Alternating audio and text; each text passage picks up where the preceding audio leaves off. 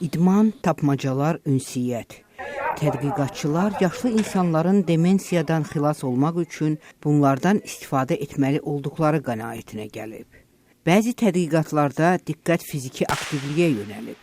İdman beyinə qan axınını yaxşılaşdırır, bu isə insana həm fiziki, həm də zehni cəhətdən müsbət təsir edir.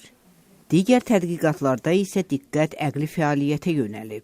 Mayo Klinikasının alimləri yaşlı insanlarda MCI kimi tanınan yüngül zehni problemlərin qarşısını almaq məqsədi ilə beyni stimullaşdıran fəaliyyətlərə nəzər salıb. MCI insanın gündəlik həyatına mane olmur, lakin bu xəstəlik gələcəkdə Alzheimer xəstəliyinə yol aça bilir. Bu araşdırmalar çox mühümdür, çünki biz yaşad olduqca demensiya, yəni MCI riski də artır. Bizə bu xəstəliyin qarşısını almaq üçün qeyri-farmakoloji yollar axtarmaq lazımdır. Mayo Klinikasının psixiatrı və 70 və daha yuxarı yaşlardakı 2000 sağlam insan üzərində aparılan araşdırmaların həm müəllifi Jonas Gida kompüter oyunları, əl işləri və ünsiyyətin yüngül əqli problemlərə yardım etdiyini deyir.